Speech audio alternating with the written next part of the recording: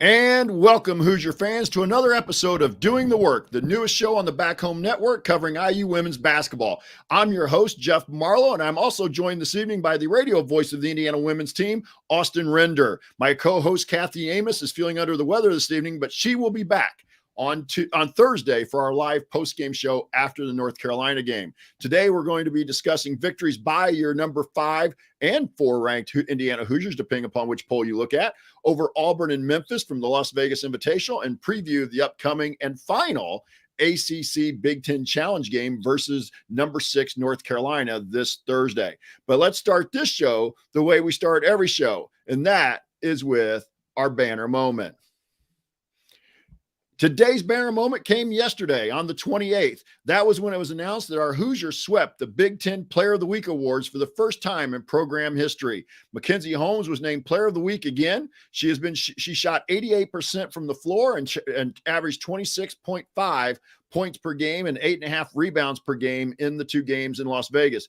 Additionally, Yarden Garzon was the Big Ten Freshman of the Week. She averaged 19 points a game, 6 rebounds, and 5 assists. And while at the end of the year, wins are what matters, this is an important step for the program, showing how far they continue to come.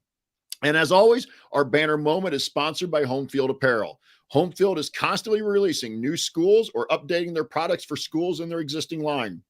You are bound to find something for you or as a gift in this holiday season for your special someone. So whether you want only IU gear or other college teams or nothing associated with a team, Home Field probably has something for you. Go to homefieldapparel.com and use our promo code HOME, HOME, to get 15% off your entire first order. That's promo code HOME, HOME, for 15% off. And once again, the website is homefieldapparel.com. Wear one for the team. And now we're going to go over to Austin for his amazing analysis, as we're calling it tonight. So, Austin, welcome back to the show, first of all. Jeff, thanks so much for having me. Happy to be back and glad we were able to make this work. Yeah, I am too. And just kind of give you an opportunity to, is there anything you'd like to point out? Maybe we're going to talk about the games in Vegas specifically, but is there anything here over the last week or so that kind of stood out to you? Yeah, I mean, the biggest thing is the fact that this team has reached spots, and I talk about this a lot on our radio show. They just continue to find a new record every single year under Terry Moore. And it started back with the WNIT in 2018 and then making the tournament and then making the Elite Eight and all of a sudden, and now it's number 4 in the coaches poll, number 5 in the AP poll. Like you just mentioned, Big Ten Player of the Week and Big Ten Freshman of the Week. This program just seems to continue to find ways to set new benchmarks each year. And I know there's benchmarks come March that they hope to set this year as well, but it's been a heck of a start to a really fun season. And I want to kind of get your thoughts on this a little bit as well. And I know this is, and I pointed this out on the Twitter feed. I pointed it out in the Assembly Call community. It's a snapshot. But Charlie Cream today had his new bracketology out showing Indiana as a number 1 seed. He had them as the number 4, the 4th number 1 seed. If that could hold out, and again, it's November 29th.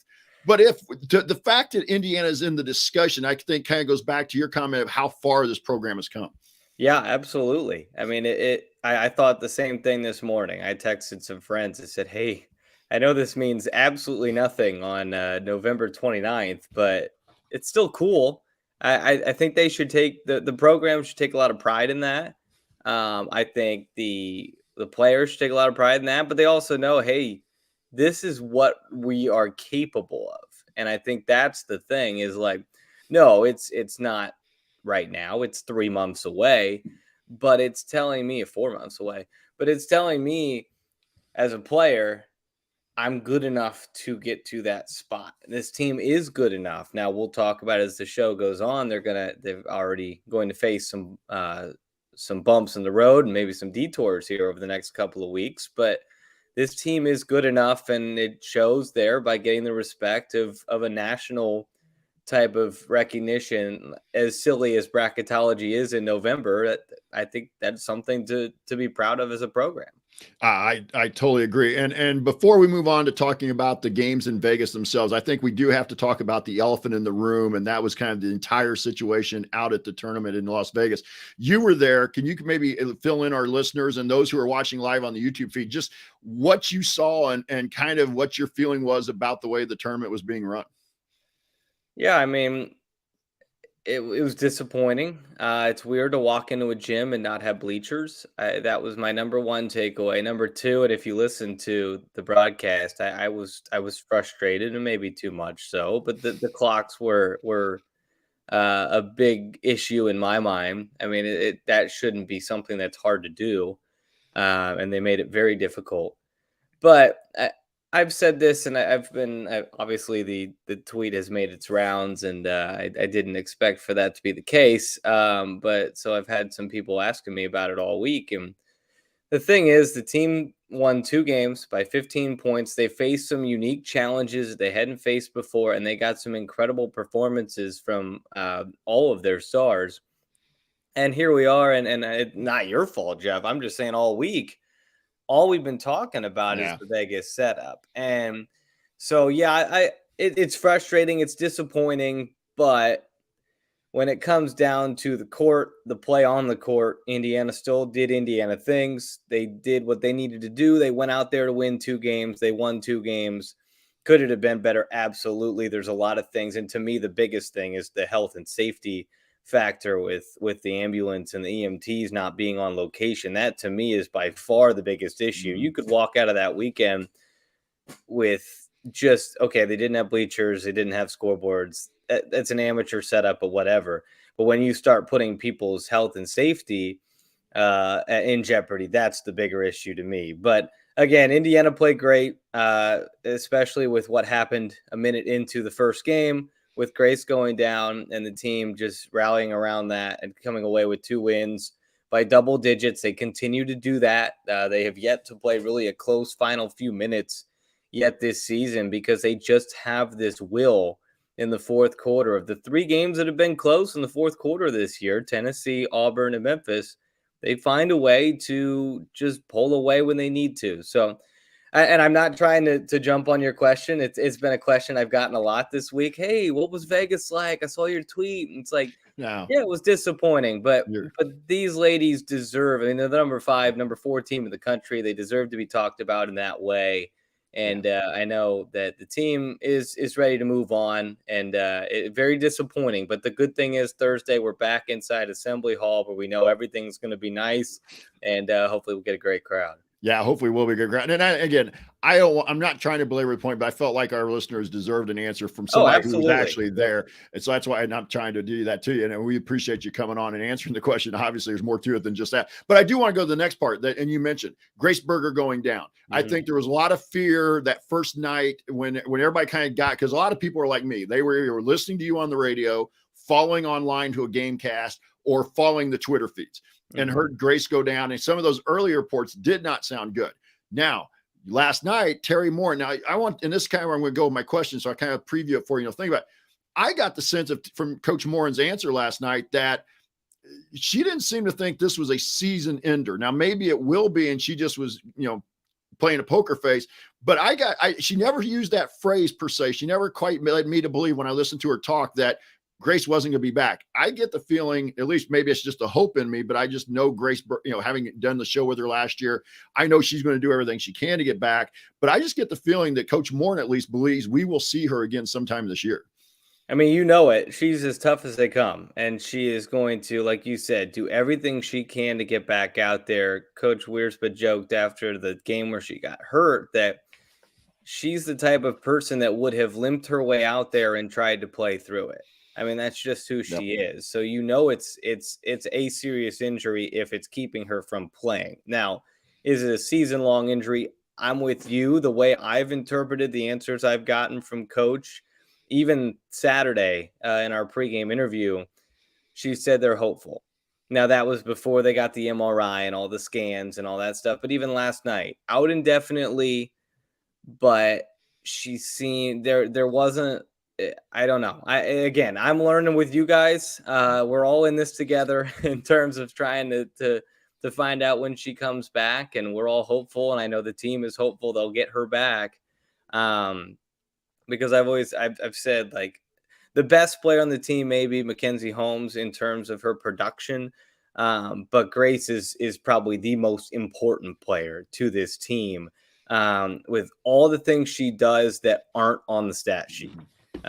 Coach Morin talked about it after Tennessee when the Lady Vols cut that game to 4 in the fourth quarter. What happens on the ensuing possession?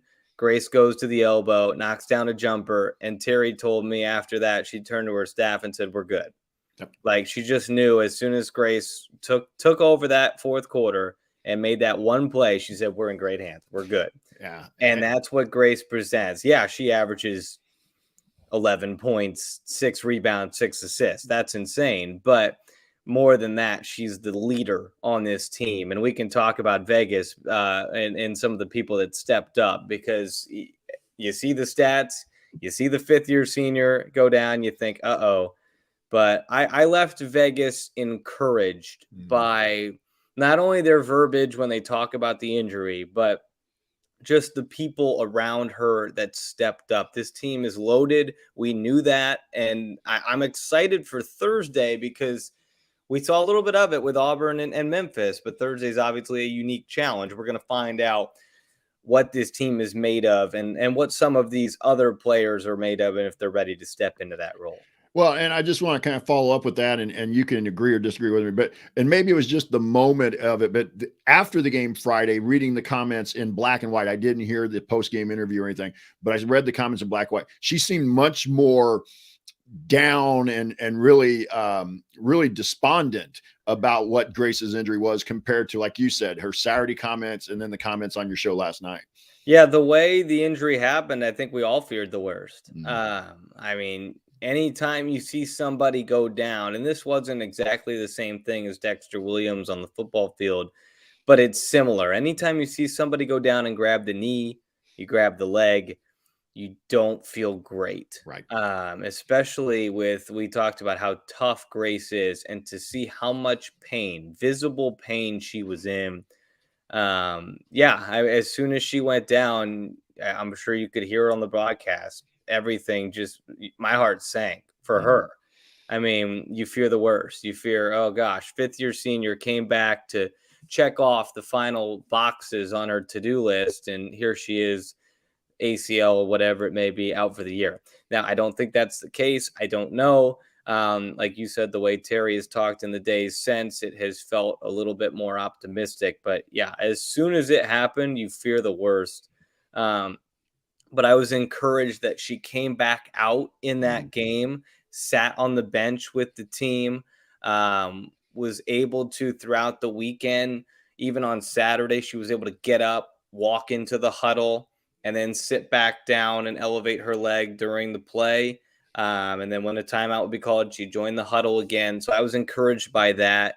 So we'll see. I'm hoping, because when you look at the schedule for Indiana, and I don't mean to look ahead too far, but I mean, that's what we do. Past North Carolina, you've got a stretch here of very, very winnable games. And the way the Big Ten schedules for the drama, they backload the schedule of these Big Ten contenders. So they'll play Iowa twice in mid and late February. They'll play Michigan at the end of the season, Ohio State at the end of the season. So they don't play a ranked team until Maryland mid-January. So there's some time here for not only Grace to recover, but for the rest of this team to figure out where it sits without her before they get into serious Big Ten play at the start of the new year. Yeah, and I kind of had that same thought today, Austin, after watching the show last night and thinking about it a little bit more this morning, that if you could get her back, best case scenario, get her back sometime, even if it's not for the Maryland game, but get her back mid-January, maybe the third week of January, where she can get some action and get the rust off before you hit that stretch starting in those last 6-7 games in February. I think that would be the best case scenario. But obviously, I want her back as soon as possible if she's healthy. All right. I just think she's the incredible talent that she's brought and everything she's brought to the program. But I want to thank you for answering those two questions, because let's move on to talking about the games. The Auburn game on Friday, for our fans who didn't get a chance to see the score, Indiana won 96-81. And then they followed that up on Saturday over Memphis with a 79-64 victory. And I'm really going to kind of, for our fans who listen, our workaholics in the chat, and kind of really going to turn this over to Austin and let him kind of run with it, because I did not watch it. I did not pay for the Flow Hoops, pay-per-view or prescription, whatever you want to call it. But I did listen to Austin on the radio through the IU app, and I did listen, and I followed on the Gamecast, but it's not the same as being there. So Austin, let's talk about the as expected. Now, again, in the Auburn game, obviously Grace goes down early, but other than that, what did you think really kind of met the expectations in that game? I mean, the way that Indiana, I would say Mackenzie even exceeded expectations. No, that's probably. fine. I think meeting expectations is just when Grace went down, this team didn't blink, and they blinked for. I mean, everybody's going to blink there for a minute. And Terry said it. It took them a second to kind of collect themselves once Grace went down. But you would expect this team, with 6 de facto starters and Sydney Parrish coming off the bench, plug her in, and this team's not gonna lose much. And that's exactly what happened. And that's not anything against Grace. That's just the fact that this team has 6 starters. That's what it is. Mm-hmm. And so that's a luxury they have, that if there's foul trouble, if there's injury, we knew one of those 2 would come up eventually. And it did, obviously, in Vegas. And Parrish stepped in and was tremendous. Chloe Moore McNeil was awesome. We'll talk about them. But I just think as a whole, if you tell me somebody's going down on this team, I would say, okay, next woman up. And that's exactly what they did. So if you're asking me something that was expected, it was that the team would step up and fill that void, and they did. And you talked about, the expectations of stepping up. I had done a little research into Auburn. I didn't do obviously a complete scouting report or anything on, but coming into the game, they were forcing about 18 or 19 turnovers a game. And we only, we only committed 12 turnovers against what seemed to be a pressure defense. So, and without your best, or at least your lead ball handler, going down early. So maybe a little bit, could I get your thoughts on how the kids handled the players? I shouldn't call them kids, they're kids to me, but how the players handled Auburn's pressure defense and without Grace on the floor. Chloe was sensational. I mean, that's where I go immediately. Just watching the game unfold, and I talked about it with Rhett after the game and Terry the next day. She was so good. And like you said, Auburn was not we're going to sit back and let you walk it across the timeline. We're going to let you run your offense. No, they're in your grill 24/7. And like you said, only 12 turnovers in that game. And Memphis was a similar style, and I believe that game had 11 turnovers. This team just they value the basketball so well. And Chloe played some point guard in high school. It hasn't been her primary position since she's been at IU. But that, again, just what I was talking about. Grace goes down. Coaching staff says, Chloe, we need you to run the point. And she just slides right in.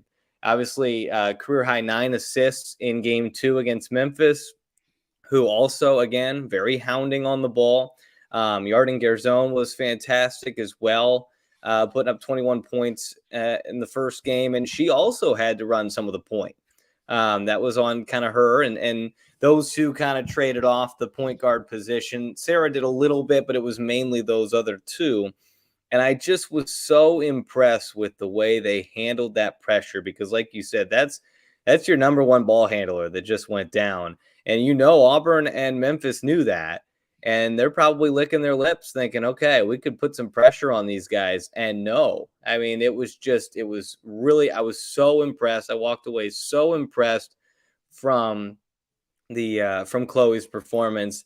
And she's such, and Terry talks about this a lot, she's such a great example for younger kids growing up into the sport. She was not really a factor in 2020 when she was a freshman. She played very sparingly off the bench. Last season, she grew into that 6-woman role. And then this year, she's obviously an everyday starter, and her game is just, I mean, she's almost a 50% three-point shooter. She's had a career high in assists. She's scoring the basketball better. She's an incredible on-ball defender. So I walked away from the game just blown away by her performance. And so kind of staying with the Auburn game here a little bit. And like you said, maybe with this team right now, there shouldn't be any real surprises, but that's kind of what we classify this part of the question as. Was there anything that surprised you in that game, such as, and maybe not necessarily somebody stepping up, because you already said that kind of should be expected, but was there an aspect was there a certain play in the game? Was there anything that may have been like, hey, that was not something I expected, a surprise, as we would call it here on Doing the Work? I'll give you one positive, and that's I think the play of Caitlin Peterson has been a really good surprise for this team. I wasn't sure what her role would be, and she has been really good. She's bought in defensively. Last season, one of her big issues was fouling. She doesn't foul as much anymore this year. She's had multiple games with multiple steals, and I thought that's a big spot for her. She didn't play much last year. I believe it was 21 games, only averaged a couple minutes a game.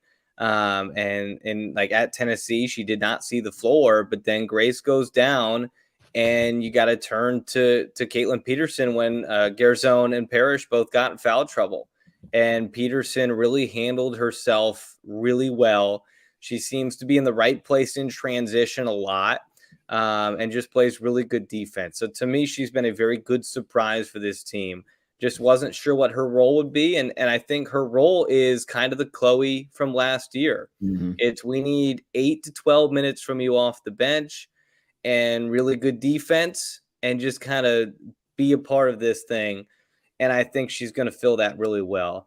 I will say the one surprise for me on the other side of things was the poor defense, especially early. 81 points is a lot to give up for this team. It's not normal. It's not something we're used to. Terry Morin said it when I talked to her Saturday that, yeah, that's too many points. But Auburn obviously plays a very unique style. They want to, as Terry very eloquently put it, chuck and chase. And so, that's part of it. But 81, I was just surprised at how easily Auburn started the game. They were putting up points really quickly and continued to do it throughout the game.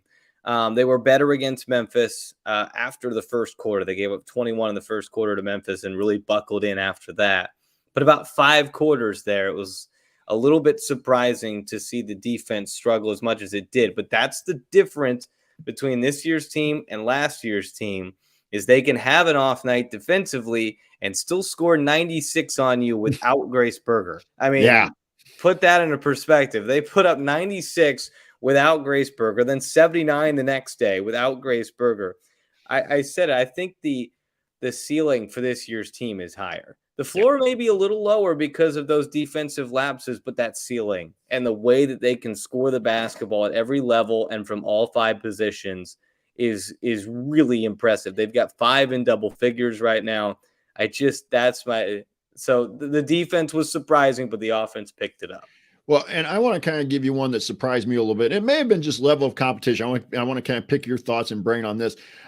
Early in the season, again, competition wasn't always the same level, but we were seeing Coach Morin get deeper into the bench. We were seeing Lexi Bargesser get, 7-8 minutes. We were seeing Lily Meister get some minutes. We were seeing Alyssa Gary. And now, again, with Grace going down, that takes away somebody on your bench, because Sydney Parrish's minutes were looking pretty solid off the bench, as you said, a 6 start. But especially in that Memphis game, I think we, outside of Caitlin, 3 other kids basically combined for about 7 minutes of playing time. Is that something that would have surprised you a little bit, or did you just think it was more level of the competition, and without Grace, the bench is going to get a little shorter than we might have thought? Yeah, I think it's a mixture of both. I thought we would see more, but then when I saw them in the game, at times, especially the freshmen, just looked a little bit over their skis. And I think that's going to get better. Those are both Meister and Bargesser are fantastic players, and they're going to make a difference in this program down the road. I just don't think that was the spot for Bargesser in terms of, hey, go out there and play against these ball hounding defenses 7 games into your college career. That's a lot to ask of her. And so I just don't know if it worked the way that they were hoping it would. Now, she could be a better matchup for other teams coming up here. She's going to be important. If you don't have Grace Berger, think about it early in the season when they would give Grace the blows at the end of quarters there. It was always Lexi coming in for her. So they do view Lexi as one of their options at a ball handling position and as one of their better on-ball defenders. So I would assume that she will be a very important piece, even if that's 4 to 6 minutes a game. Just giving them something is something that this team was missing a little bit last year. They need a little bit of bench to where they don't have to give them 15 to 20 minutes, but just give their starters a little bit of a breather. And I think that's where Lexi could step in. Lily and Alyssa, I think, are just kind of sharing that backup role.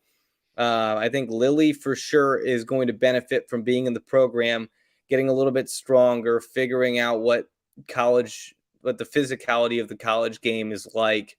And I think Alyssa's still kind of getting her feet wet in this offense and this team. And obviously she's new from Providence as well, so it takes some time.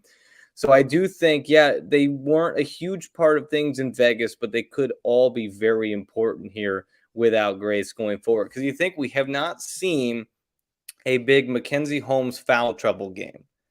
And Mackenzie's typically pretty good at staying out of foul trouble, but it's inevitable. It's going to happen at some point. She's a post player.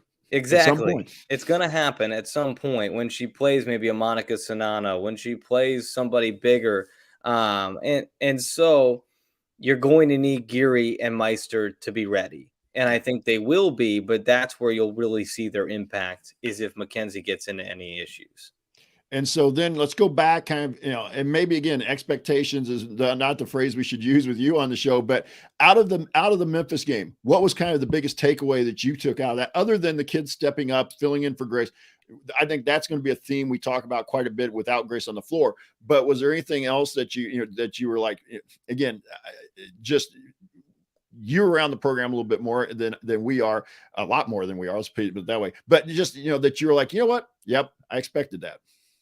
Yeah, I mean, after day one, what Mackenzie did on day two, it's like, okay, yeah. I mean, she made easy work of Auburn, 26 points, 12 rebounds, didn't officially miss a shot. Terry mentioned last night, I thought I saw this in the game too. There was one miss, it didn't make the box score, but we'll let her have the 10 for 10. That's fine. We don't need to nitpick. But she was unbelievable against Auburn. I thought Terry made a good point last night on the radio show. At shoot around Saturday, she went up to Mackenzie and made sure that she appreciated her game, because she said it could have been easily lost in the fact that we lost Grace, everything that happened last night. She said, I wanted to make sure that Mackenzie knew how good of a performance she had, because how often does somebody go 10 for 10? It just doesn't happen. And she was terrific. And so when you see that, you're like, okay, well, she could just do it again the next night. That's exactly what she did. 27 points, 5 rebounds, 12 of 15 from the floor. So she missed a couple, proving she's human. But, I mean, she was just terrific. And that's starting to become the expectation. She's averaging 20 a game. You almost expect 20. I mean, that's just where we're at with her. And that's when you know somebody is an absolute monster, is when they put up 20. I watched those games. She put up 26 and 27, and I said, those were really good games, and it felt like she could have had more. Go ahead. I'm sorry. Well, I was going to say, those are all American type performances. Yeah. Oh, 100%. She's paving the way to an All-American. This is what she had before the injury last year. I think people forget that. She was on a tear. She had a 30-point game against Ohio State. She had a great game against Maryland. It's just, she was a huge focal point of this team, and then she went down with the injury. And even when she came back, she wasn't there 100%. Maybe physically she was, but conditioning, no, she was not. And Terry has mentioned it took her through this summer and into this season to kind of figure out her conditioning, and it's still improving. So I think people forget like how impacted she was, not only by the injury, but with the timeout. And so I cannot wait to see a healthy Mackenzie Holmes against Monica Sanano. I can't wait to see a healthy Mackenzie Holmes going up against Mishela Shikova of Ohio State. And she runs the floor so well. She crashes the glass. She's playing better defense this year. I'm just so impressed by her. But in terms of the segment name, it's starting to become the expected. I mean, that's where she's at. She's that good that 20 points a game is starting to become the expectation. And we'll talk a little bit about some of the inside of the numbers a little bit later, but a player that we both thought when we talked in the offseason, we had you on the show, that we thought would be kind of, I hate to use the word X factor, but just be thought because she would bring something that we hadn't had. Sarah Scalia, I thought, continued to play well out in Las Vegas. She may not be putting up eye-popping numbers, but she's solid. She's scoring in double figures. She's providing some rebounds. She's handing out a few assists. And to me, that's kind of what the expectation I thought she would bring. And she's shooting the three fairly well. Yeah, and you're talking about Sydney, right? I meant Sarah Scalia. If I said Sarah, I meant Sarah. Sorry, I was reading the comments and missed the name. That's fine. Trust me, both transfers have done that, but yeah, Sarah really had a solid there, especially like first 3 quarters against Memphis, and she got into that groove. And when she's in that groove, that everything she's putting up, she thinks it's going down, and she was. I think she was 4 of 7 to start that game from 3. And it's a different role for her. It really is. She was at Minnesota, high volume, had the ball in her hands a lot, took a lot of shots. I think it's been an adjustment, or at least I would assume it's been a little bit of an adjustment to be in an offense surrounded by playmakers with a big down low who's as talented as Mackenzie is. So I think and even with all of that adjustment, she's had 1 game in single digits. She's just a proven scorer. She's an incredible talent. And if she can provide 35-40% three-point shooting for this team, she's going to be just such a worthwhile asset going into Big Ten play. And I'll kind of go here, and I want to get your thoughts a little bit as far as surprise. To me, I knew they'd shoot the 3 more. I've been pleasantly surprised by the percentage so far. And because I'm a big fan of volume, but I got to make something. You got to make enough of them. You can't be 2 for 24. But they've hit a pretty good percentage as we're 7 games into the season. And for my opinion, there's no reason to think that won't continue. That they'll be able to shoot a decent enough percentage. 34% as a team, and individually, Garzone is 53%. From the 3-point line, McNeil 36%, Scalia 34%, and Parrish 27%. But I think she's just such a good shooter. It's going to go up. But to me, I'm with you. I'm pleasantly surprised with the way that they have turned this. I've said this stat a few times last year. I believe it was 14.5 3-point attempts per game. This year, it's up in the 20s. Mm-hmm. And I've asked Terry, is that by design? Is that a number you think is too high? And she said in years past, they would have thought that's too high. But with the makeup of this year's team, there's a reason they went and got Scalia. There's a reason they went and got Parrish. It's because they knew that was the one spot from this team a year ago that was missing.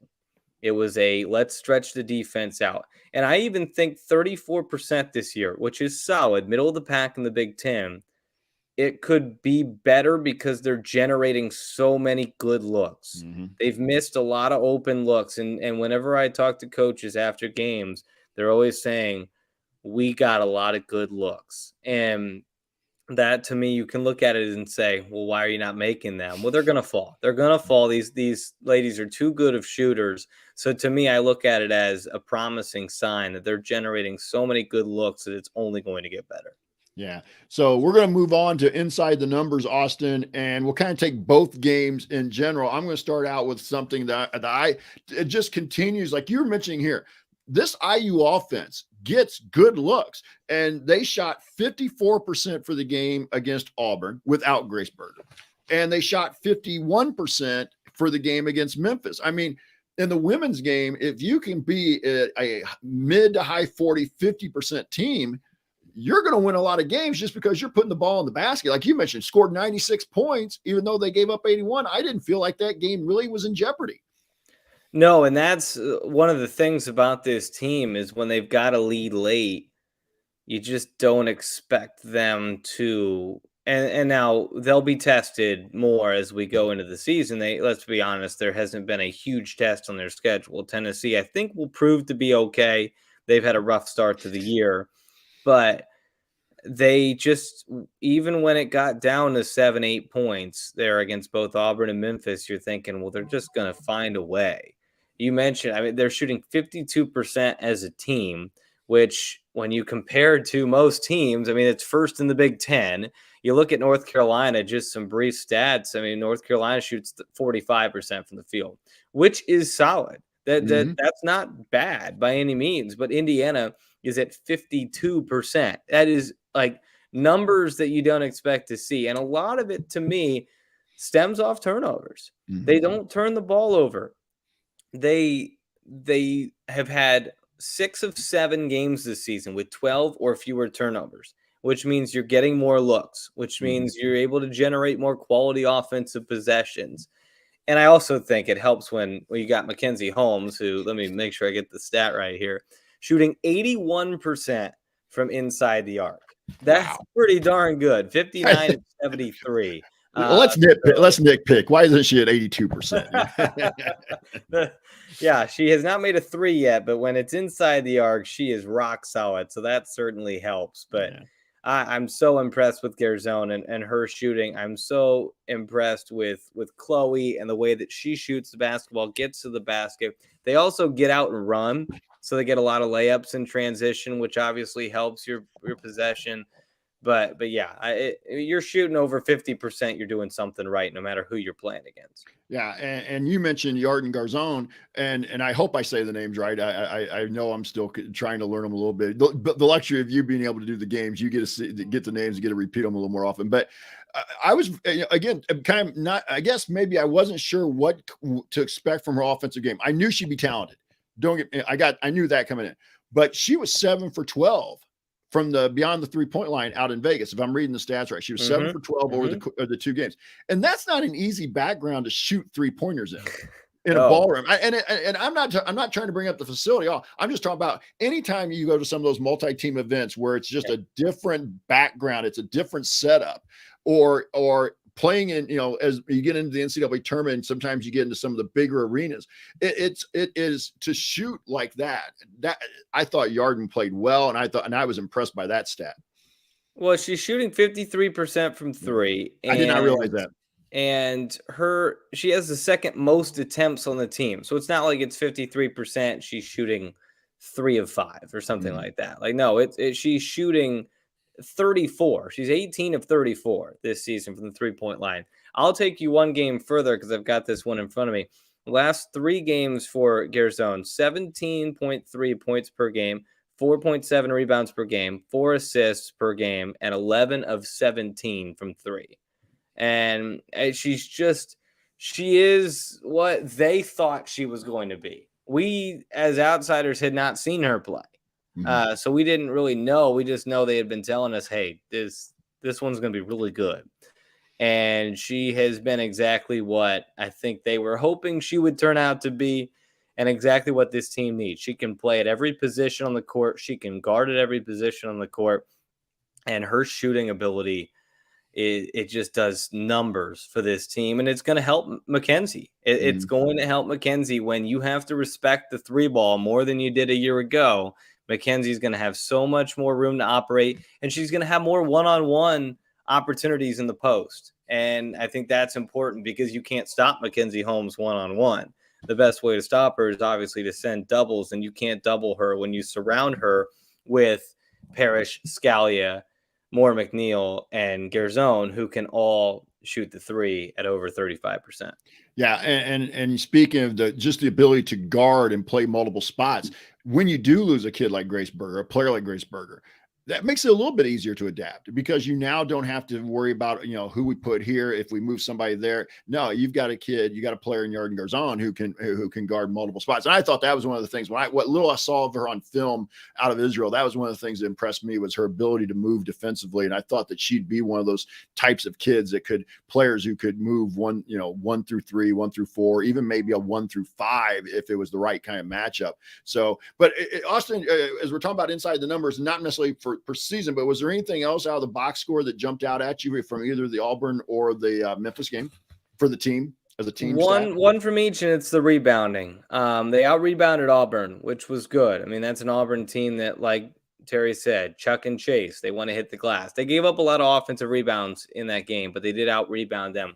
But Memphis, they were out-rebounded for the first time this year. And their rebound numbers are really starting to go down. It was an issue a year ago. They're averaging just 38 rebounds a game. To put that into perspective, North Carolina is averaging over 45 a game. So they're going to be tested again by the Tar Heels on Thursday. It's so important for this team to guard rebound, and one of your best guard rebounders is Grace Berger. So not having her hurts. Parrish is a great rebounder. Moore McNeil's not afraid to get in there and grab a rebound. Garzon's a good rebounder, and obviously Holmes can, but Berger is a big miss in the rebounding area. And I think that's where you won't notice her absence in the points. I mean, she can score. Don't get me wrong. She was averaging about 12 a game before the injury. But you're going to notice her in the leadership. You're going to notice her in the rebounding because she averaged almost 6 rebounds a game.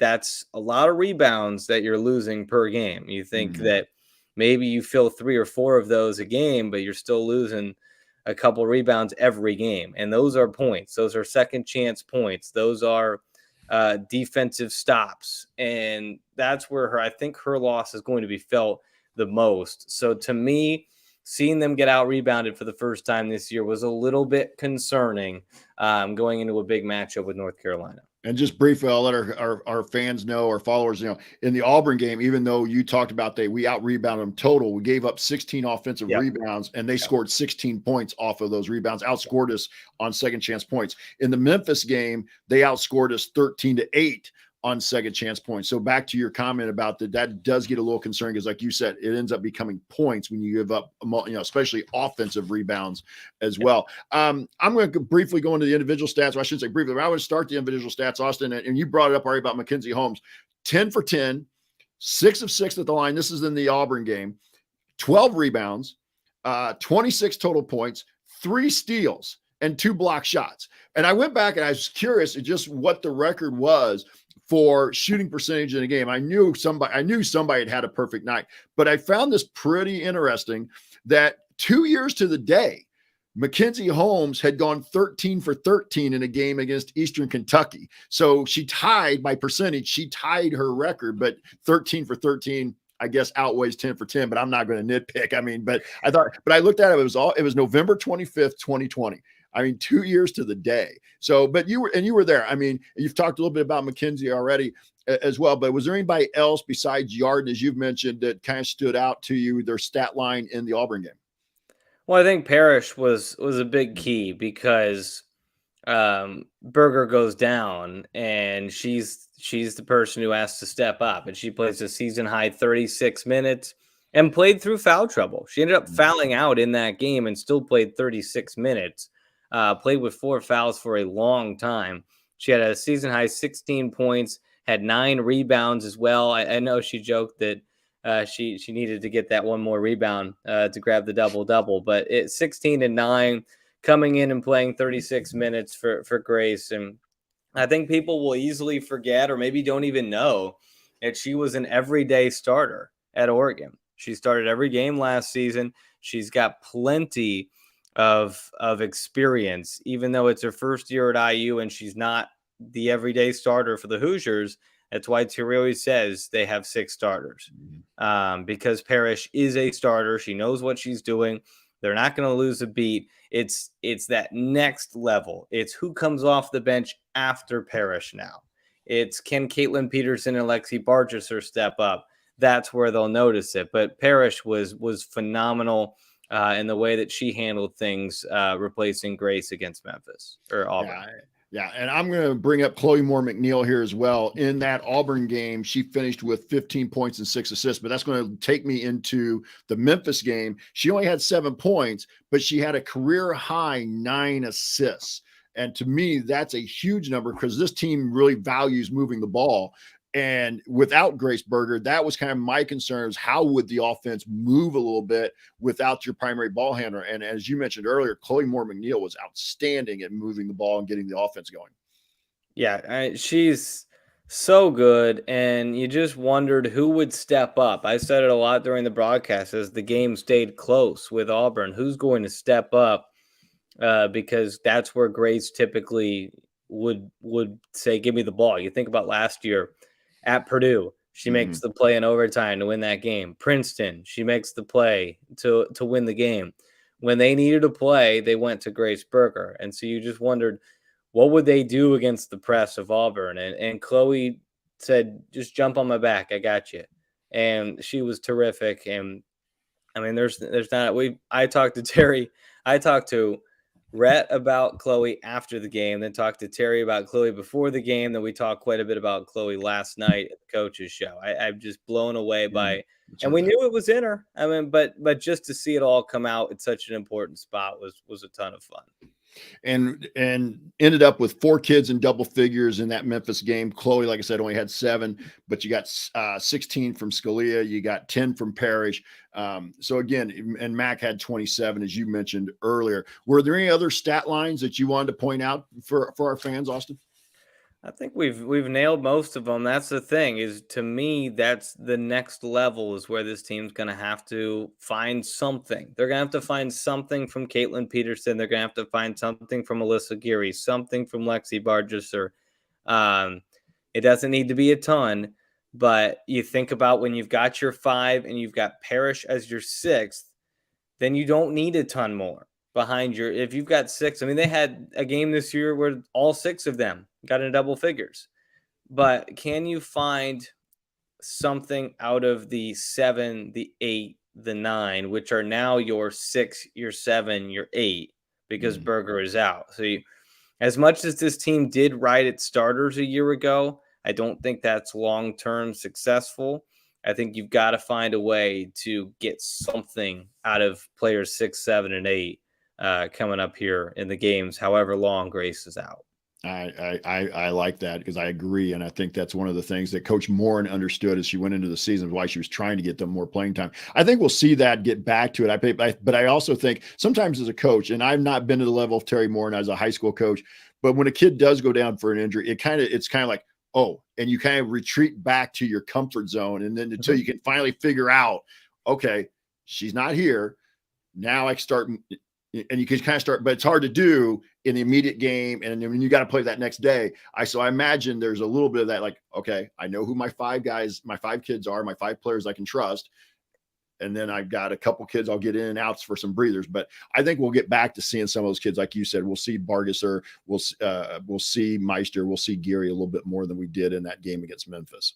I think that's a good point. I think they'll be ready. They've got all week here to get Lexi and Caitlin ready to be more of a role in the offense, to be more of a role in the rotation.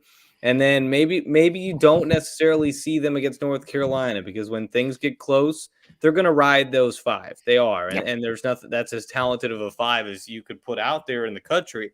But it's going to be the Illinois on Sunday. It's going to be when they play Morehead State. It's those games where they're going to need to get them more run. They're going to need to get them more experience. And I think, importantly, is going to be playing them with the starters, not just putting them out there as a second unit in the 4th quarter of a blowout. It's putting them in there with the first unit in the 2nd quarter. It's putting Lexi Bargesser in a lineup with Garzone and Holmes and Moore McNeil, and finding a way to play them alongside some of the starters, I think, will be very important.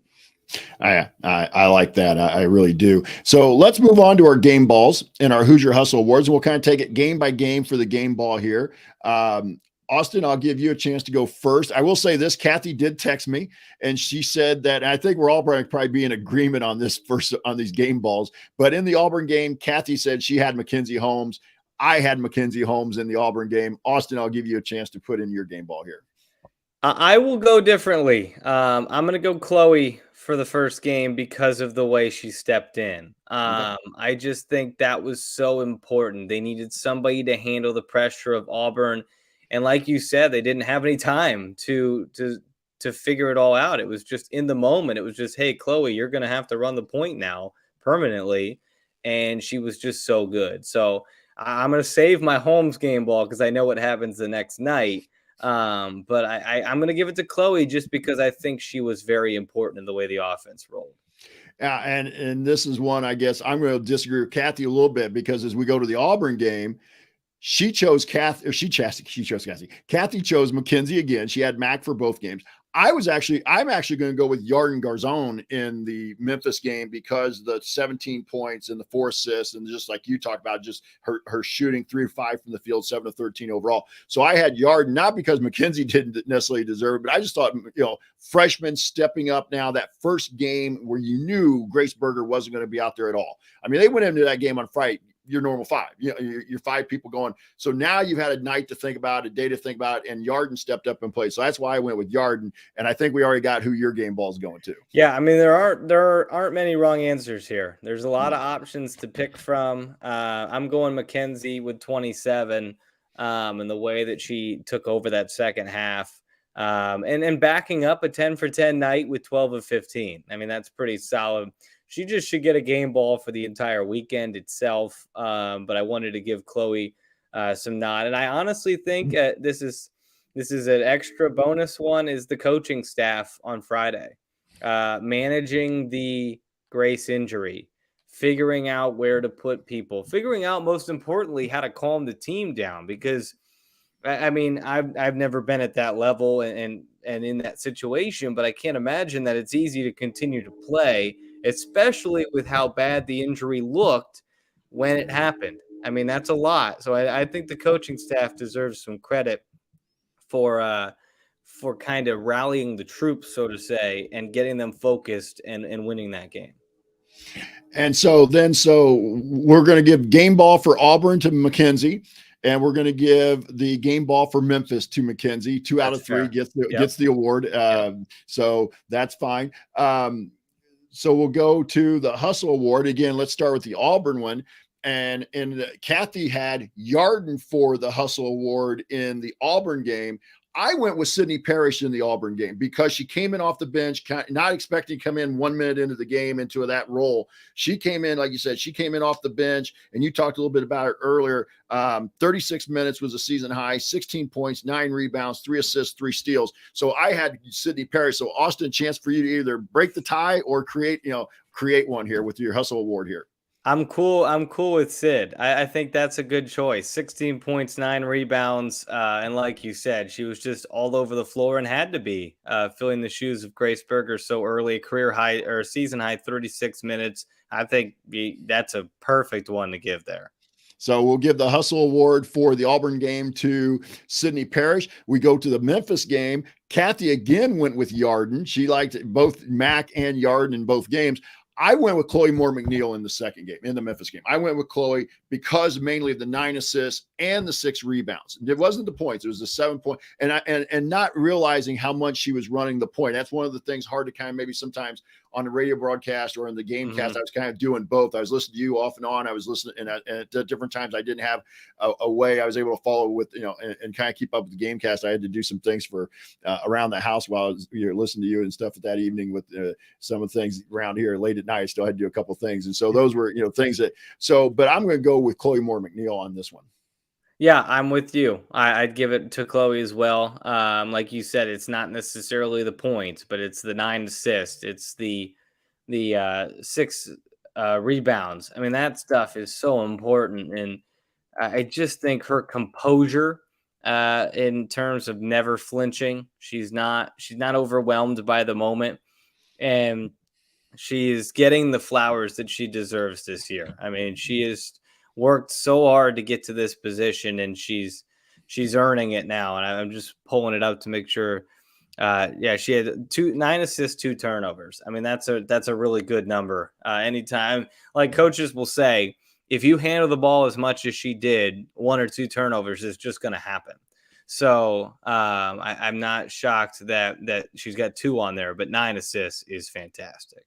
So we'll give the Hustle Award for the Memphis game will go to Chloe Moore McNeil. So let's move on into what we call lingering questions, Austin. And I think we talked about one of the lingering questions already, so I don't think we need to come back to it. And that's what they're going to do without Grace Berger. We kind of talked about that earlier, but you brought up something, and I'll ask it kind of. So is there is it a concern going forward? Well, you did answer this already. So, but I will say the lingering question I have: can they clean up the rebounding? Because the games they struggled with last year, even when Mac was healthy, were games where they just got totally dominated on the glass. Yeah, that's a big concern for them, and I know it's a big emphasis for them. It has been all season long, and they have to be able to hit the glass. It might be the most important key on Thursday against this North Carolina team, which isn't overly tall at the forward position, but they're just solid all around. And so they're going to be so important. That's probably the number one emphasis in that locker room is the importance of rebounding against North Carolina. That's 100% a lingering question that we won't know the answer to here, but they'll certainly be tested on Thursday. Yeah, and I won't necessarily call it a lingering question, but hopefully anybody within the Bloomington driving area that can get out, the students will show out and just have a huge crowd for this top 10 matchup. And I tried to do a little research on this today, but it was kind of hard. I mean, IU has not been a top 5, top 10 program except here the last few years. So I'm not sure I could find a top 10 matchup ever, but in the women's program in Assembly Hall. NC State probably was last year, if I had to guess, and maybe Maryland. I don't know if Indiana might have still been in the top 10 at that point. Those are the two that come to my mind, but absolutely, I am hopeful that we will get a really solid crowd. I don't doubt that the locals will be out there, but if we could get some flocks of students in an Assembly Hall for the second straight night, that will make a world of a difference. This team needs it. They need everything they can get right now. Playing without Grace Berger and a big home court advantage would certainly be huge. And a couple questions from the workaholics here for you, Austin. This comes from Quang. Have you taken anything from Don? I assume he means Don Fisher. I mean, I just take the way that he handles himself in terms of I try to be accessible at the radio shows for people to come up and chat. He's always been that way since I've seen him doing it. He's obviously on radio shows and morning shows all over the place, so try to be accessible in that way. Yeah, I've listened to him for 20 years, so I think it's just like little things maybe that I don't even know that I'm getting from him at this point that I have. And the other question, and you may not know much about this, I don't know a ton either, but Steve Fisher wanted to know, what does our recruiting look like for next year? Yeah, I honestly don't know all that yet. I know. So focused on this year's team. I have not looked into much of next year's recruiting class. They've got a couple kids signed, and the one player is out of Illinois. I can't remember where the other player was, but it sounds like they're Terry Morton type players. And I think when you hear that, to me, she's recruiting specific style of kids that are going to come in, work hard, do the work, and play a certain way, but I think also have high basketball IQ. When you watch our team play, I see players with high basketball IQ. They don't make a lot of mental mistakes. And so that's the only thing I will say about the recruiting. I don't know about the individual players that she's got coming in yet, other than I've seen their names a little bit, and I can't remember them off the top of my head. And Richie and a couple of the others in the workaholics are answering the question as well. But I think she's recruiting a certain type of kid that she knows. Again, she wants the best players she can get, but she also wants kids that are going to fit into her system. Yeah, I mean, you have to be a certain type of player to fit into this system, and she goes out, and that staff goes out, and they get them. And they fit like gloves. I mean, look at the freshmen this year. They've been terrific early in the season. So excited to see. Obviously, this is a program with a ton of downhill momentum right now. They're just rolling down. They're a snowball, picking up steam, getting bigger and bigger, and excited to see where they go. So we want to thank our workaholics for asking a couple questions as well. And the lingering question, I really like right now until I'm kind of the opinion but I assume they will lose a game. I'm not saying I don't think they're going to go undefeated throughout the season. They do. We're hanging a banner and we're all going to be very happy. That'd be something. That would be something. But I think you get more questions out of losses, even in sometimes wins, like you talk about the rebounding, but you usually don't see kind of the glaring things until they show up a lot of times in a loss. So I think right now we're still kind of like, well, right now they're pretty good. They're 7-0 and they played pretty well. And they've addressed a lot of the issues we talked about from last year, like you mentioned earlier. All right. So, Whoops. Let's see if we get this.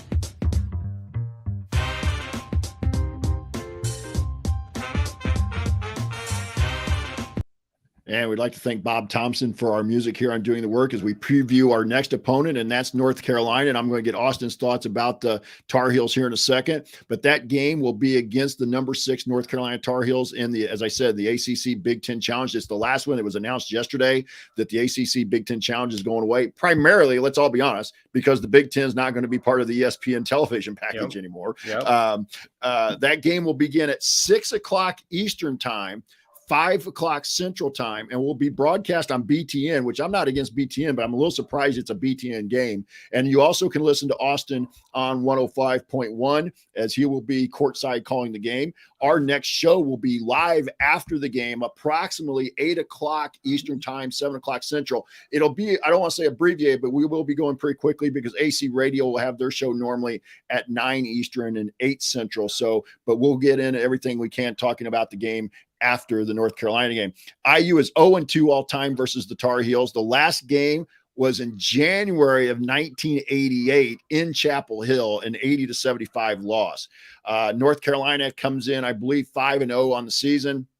5-0 or 6-0, Austin? 6-0. Yep. So I didn't have the Iowa State game as updated in there, but yeah, 6-0. They've got talent, like Austin mentioned. Deja Kelly, Destiny Adams, Kayla McPherson, Tiana Key are all former McDonald's All-Americans on the roster, and I watched a little bit of them against Iowa State yesterday, and they were playing some prominent roles against Iowa State yesterday. They have 4 players in double figures. Alyssa Usby leads the way at 15.8. And then Deja Kelly at 15 a game, Ava Hodgson at 13.8, and Kennedy Todd Williams at 13. And then Destiny Adams, at least going before the Iowa State game, she was averaging 9.8 a game. Those were all there. Usby also leads the team in rebounding, and Anya Poole at 8.2, and Anya Poole averages 7.8. Hodgins leads them in assists. They're holding teams to 33% field goal, including 30% from the 3. Back to Austin's point about the rebounding, the Tar Heels have been out rebounding opponents by 12 a game, and they force 21 turnovers a game. So, Austin, I'm sure you've done some research and homework. What do you know, and what do you think about the Tar Heels? Rebounding, as we've talked about, is of the utmost importance. You mentioned Alyssa Usby through Iowa State, 8.5 rebounds a game. You're looking at 1, 2, 3, 4, 5 Tar Heels that average at least 5 rebounds a game this season. And again, nothing that like jumps off the screen. Usby's 6'1". Todd Williams is 6 foot. She averages 5.5 rebounds a game. 6'3" Destiny Adams, 5.7. 5'8" Deja Kelly, over 5 rebounds a game, and 6'2" Anya Poole with almost 7 rebounds a game. So again, they don't jump off the chart in terms of size, but sometimes it's not about the size, it's about the heart. And they are a really, really good rebounding team, and they will certainly test Indiana.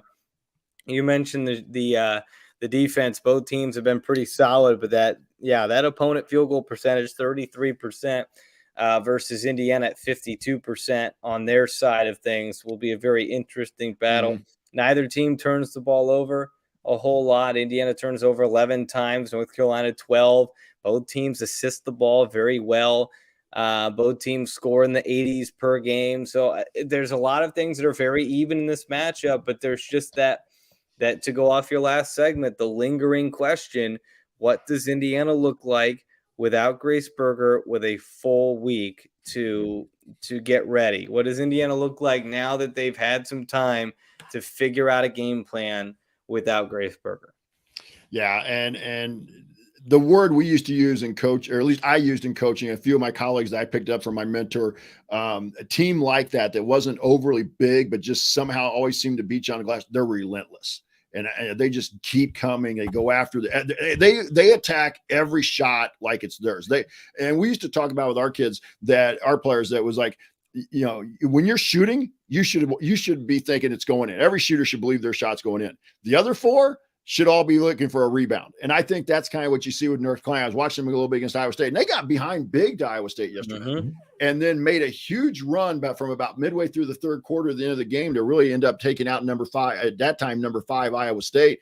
And so I just was really impressed by how, again, they all seem to have a high motor. And I think that comes in on the glass as well.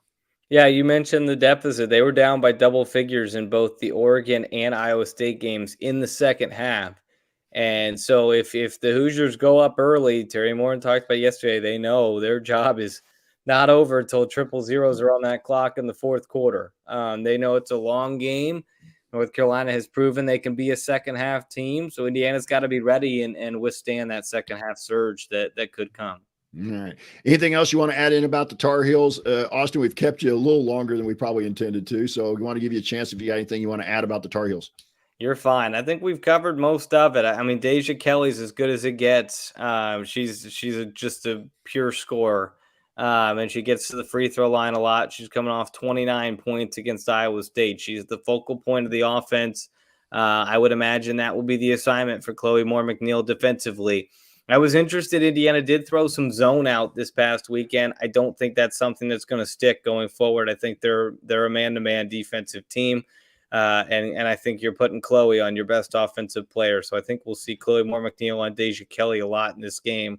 But again, they've got a lot of weapons, 4 in double figures. So I think this will be a high scoring game. I really do. I think the winner's going to get into the 80s, maybe the upper 70s. But I think it's going to be a really fun game.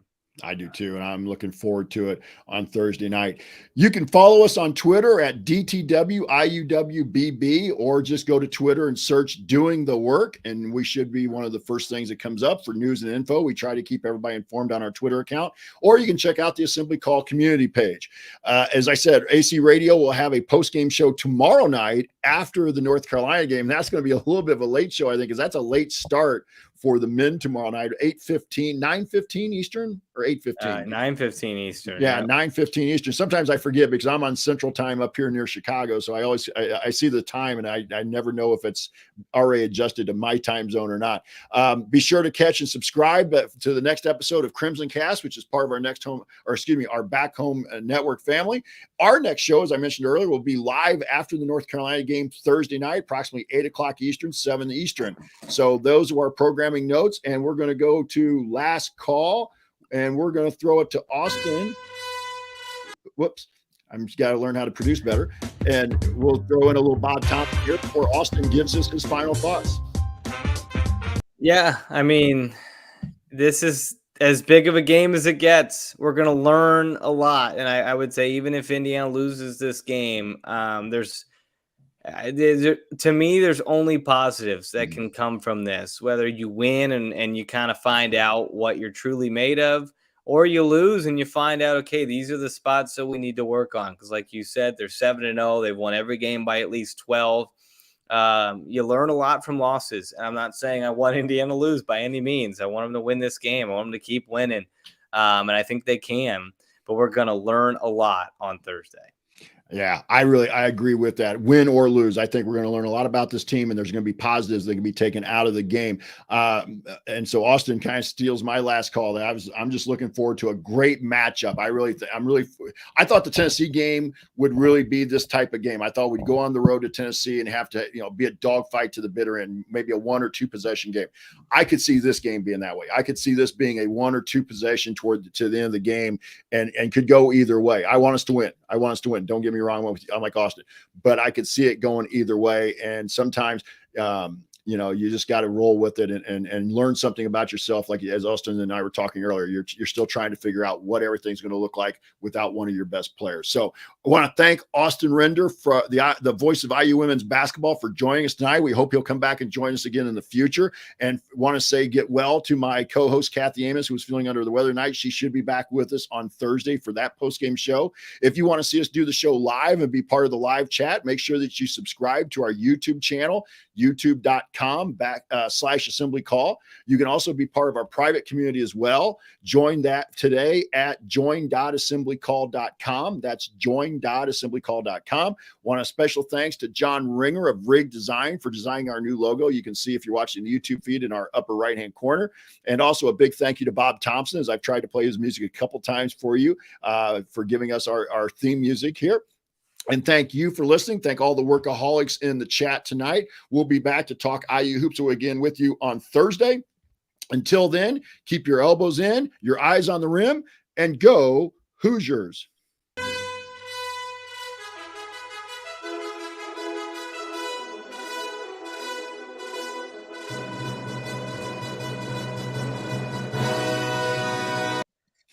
All right. right. Thanks, Austin. Appreciate it. I'll let you go. And I'm going to upload this so we get it to the podcast and everything. But again, anytime you can come on, we'd be more than welcome to have you.